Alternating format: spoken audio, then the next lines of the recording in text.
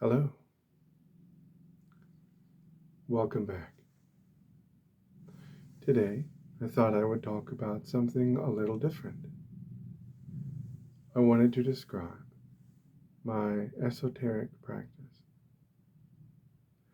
This isn't something I've been open with on the internet, so I'm a little nervous. When I was young, I was a Christian, and I moved away from the church, and I was a very confrontational, new atheist. Well, I moved away from that too. I remain an atheist, but I am far more agnostic than I used to be.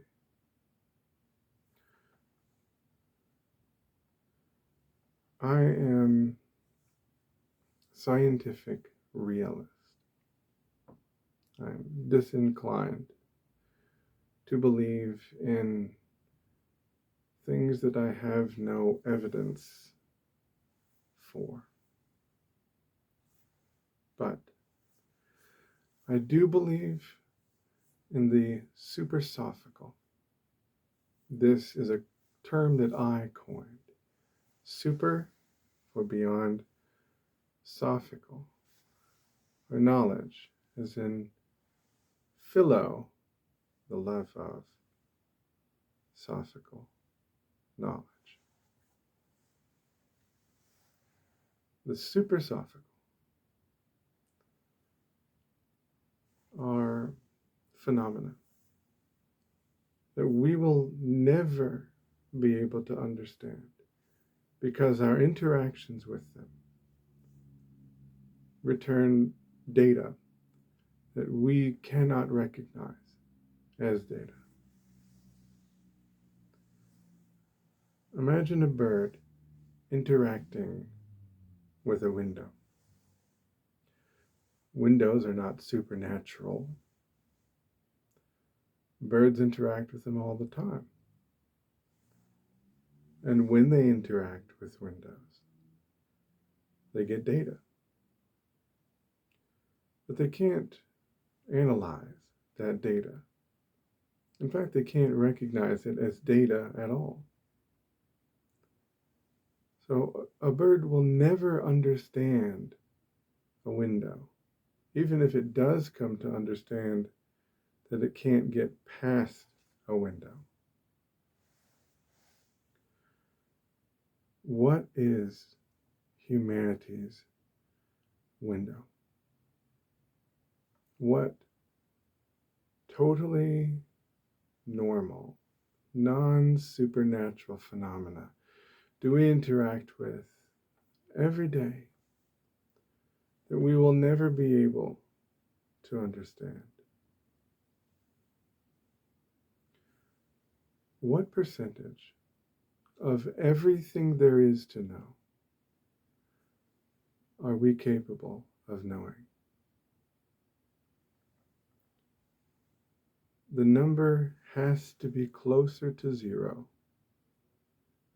than to any other number. I believe it's likely that most of the phenomena in the universe are supersophical. This idea, the idea of the supersophical, informs what I call my esoteric practice, but what another person might call magic.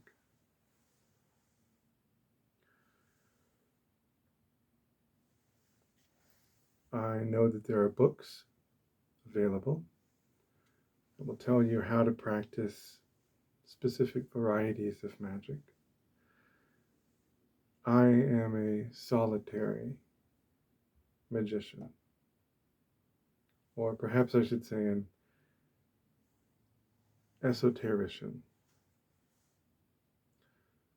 I'm finding my own way, inasmuch as there is any way to find. And there are certain tools and rituals that I've developed over a span of years. And I don't believe that I have any special understanding of anything. My esoteric practice is not science, and it is not scientific. And a person who is scientifically minded could tell me that all of this is a waste of time, that none of it produces any evidence, none of it produces any observable or repeatable results. And that person would be right. My esoteric practice is not a way to understand the world. I use science for that. My esoteric practice is about changing my inner landscape, connecting to the natural world in as much as I can, and directing my attention. It has a lot more in common with meditation than it does with any particular magical tradition, which is why I tend to call it an esoteric practice rather than a magical practice. So, I have some of my tools laid out here in front of me, and I will show them to you. First is my wand. I actually have two. This one is made of white birch. I use this when I am able to do my rituals outside. My other wand is made of steel. And I use this if I have to do my rituals indoors, or rather, and to do protective and grounding rituals, apotropaic rituals.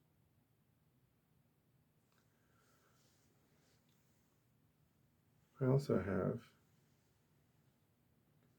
a book. But before I show you the book, I want to continue what I intended to say about my wands. Again, these are not scientific statements. None of this is about certainty. I'm just going to tell you about how things feel to me. And you can dismiss any of it. And it doesn't matter. My wooden wand is very light.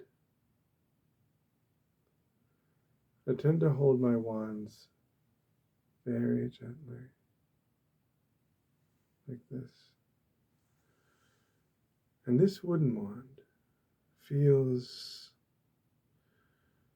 a little bit more willful, a little bit less predictable, though not wild.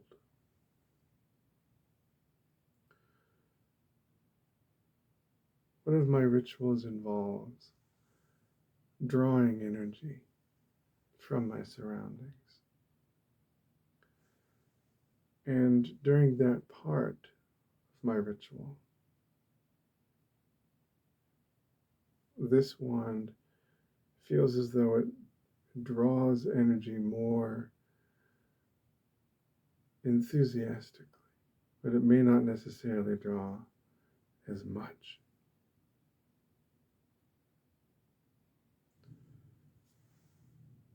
My steel wand feels a lot more stable and predictable. I feel as though it draws energy in a much more stable rate, much more constant rate. It is far less moody, mercurial. And I don't always use the steel wand when I have to do my rituals inside. I go with what I feel. Sometimes I feel that one of my wands wants me to use it.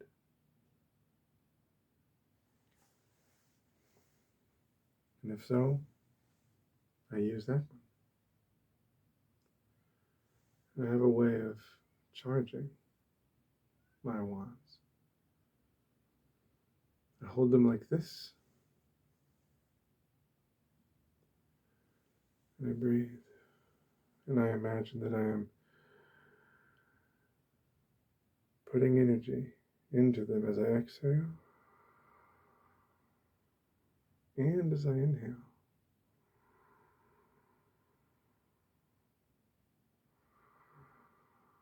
This produces an effect. It does feel as though something is happening.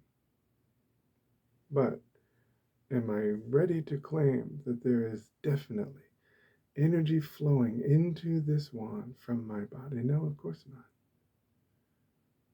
I'm just telling you what it feels like. I feel as though they do respond to me.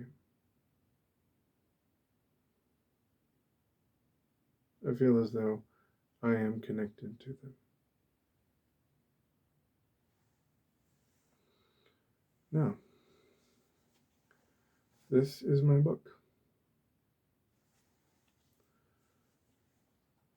I have it sealed with a necklace, a Triskelion necklace.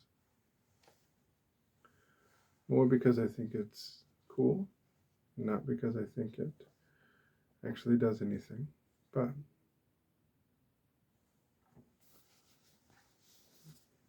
looks like this. That's difficult to make out, but it's a sigil that I designed for myself. And I've used it something like a journal, but an esoteric journal. And that's the last entry. Still plenty of room to add more. When I first started this practice, I put into this journal tarot readings. I have a few different tarot decks. My interpretations of those readings, as well as experiences that I had in meditative visualization, which I'll talk about. But I moved away from the tarot, and I designed my own cartomancy deck.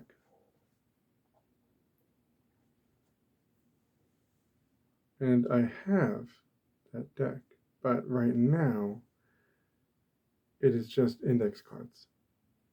And I shuffle them and draw them. And there's no art. There doesn't need to be any art. But I believe that eventually I will have a proper deck in a deck box. So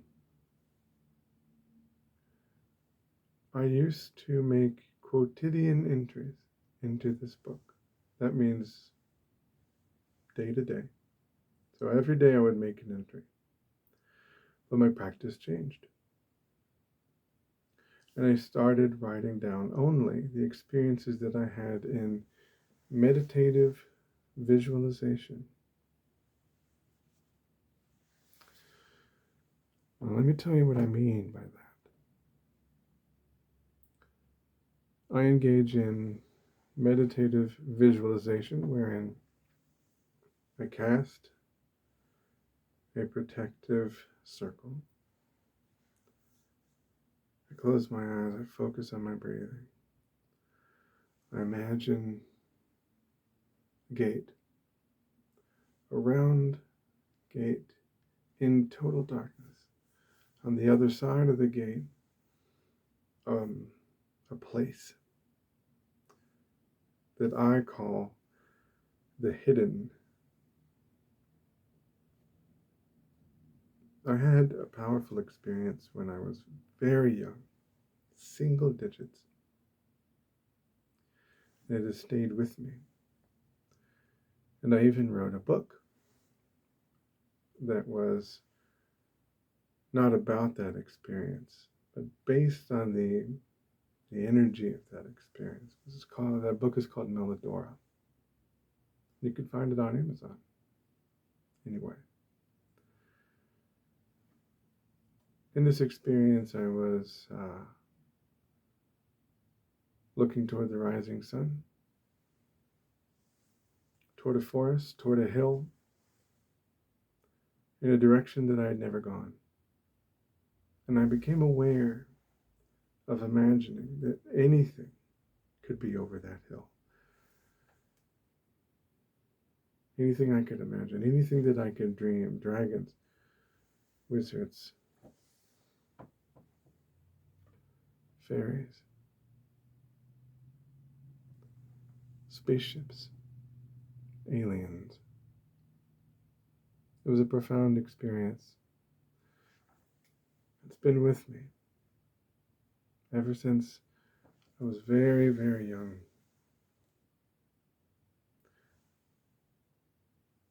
And part of that experience being with me has been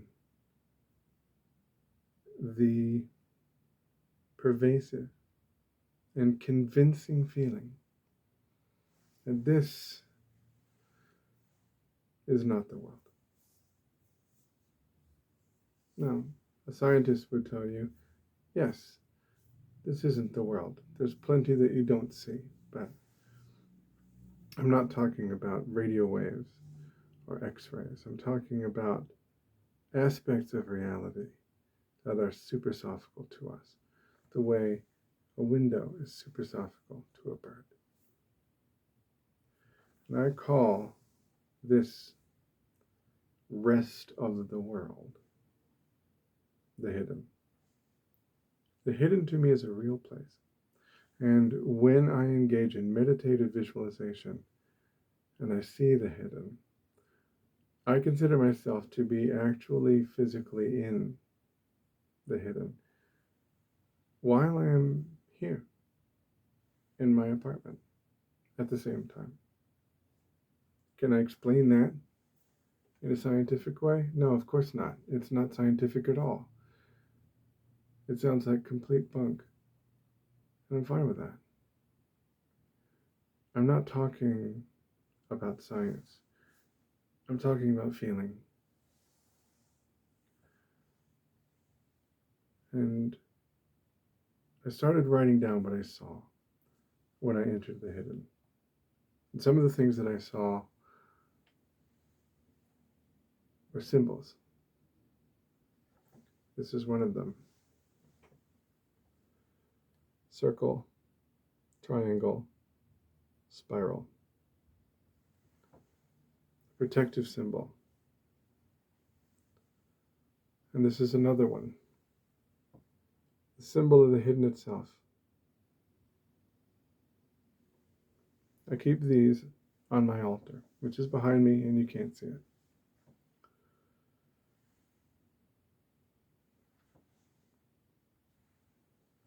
Here is another thing that is always on my altar.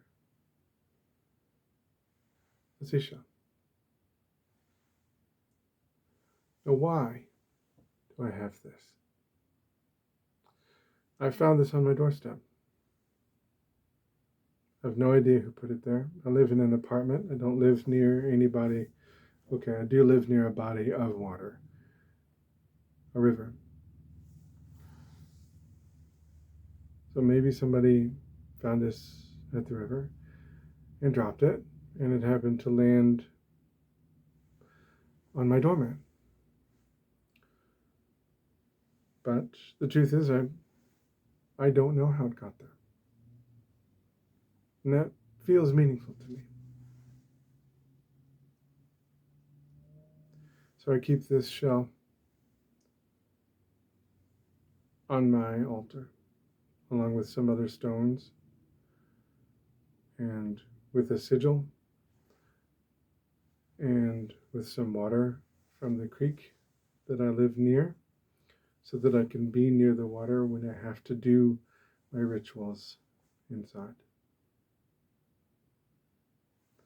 Now, I'm going to wrap this video up here. In another video, I can show you one of my rituals, if that's interesting to you. Until next time, thank you for listening.